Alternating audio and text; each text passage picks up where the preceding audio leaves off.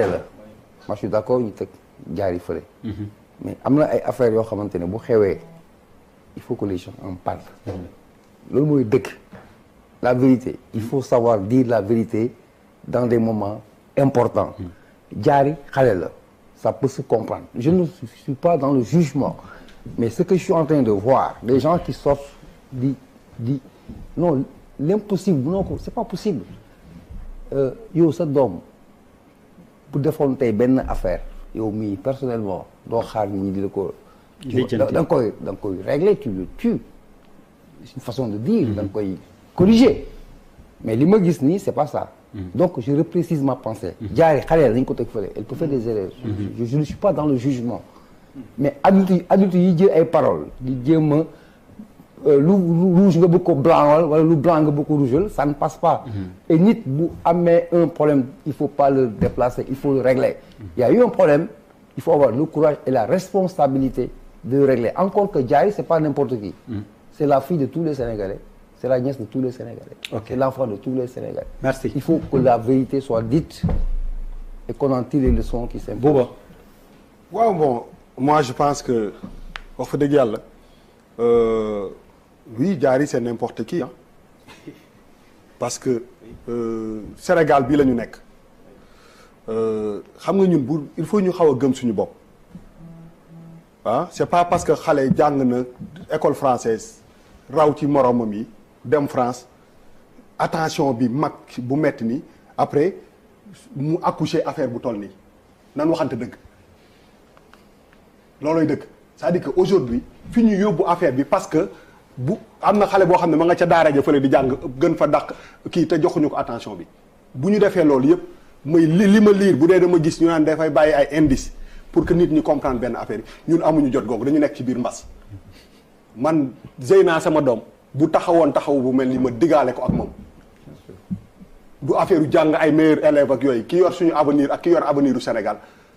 ça n'a rien à voir c'est n'importe qui comme tous les enfants te xale bu defee lu mu warul def du ay affaire u pare ak affaire yooyu man doomu Youssou Ndour am na nijaay bu tudd Bouba Ndour bu amee problème mën na ma def pareem nan waxante dëgg on est au Sénégal il faut que ñu bàyyi affaire on n'est pas en France wala ay affaire u tubaab ay affaire u jàng ay université affaire doomu Sénégal la bu defee lu mu war a def dañ ko war a yar comme ni ñu yaree suñu doom yi on passe à autre chose énergie bi xale bu ndaw bi di jël dafa mel ni les gens yi moi je suis pas d'accord je suis déçu de ni mu demee te xale dañ koy yar ay sénégalais lañu nan waxante dëgg boo am na yenn yooyu xam ne oui c'est un enfant dugg na fii réew mi la xale yaa ngi dund pire que ça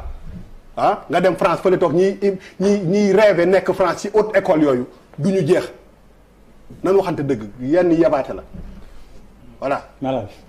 Diary xale bu nice la dafa nice Yérim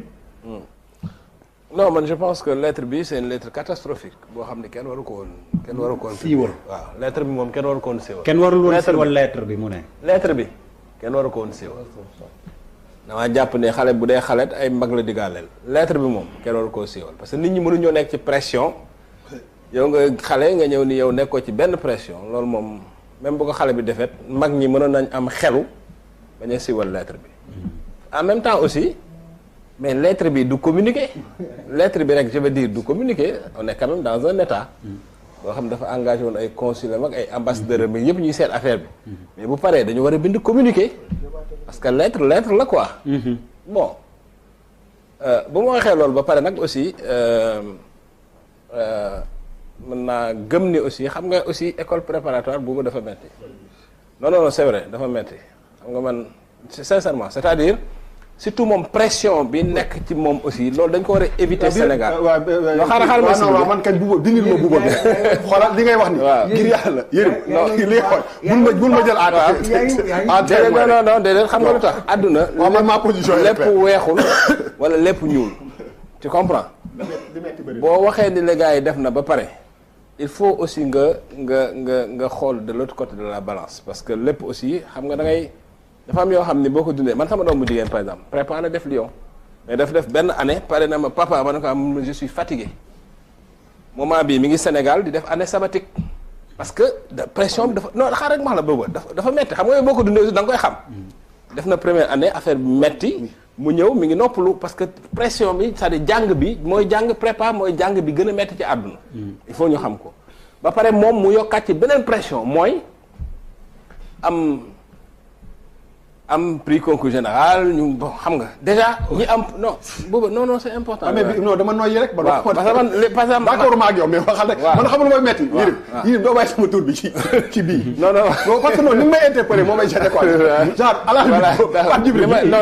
Yérim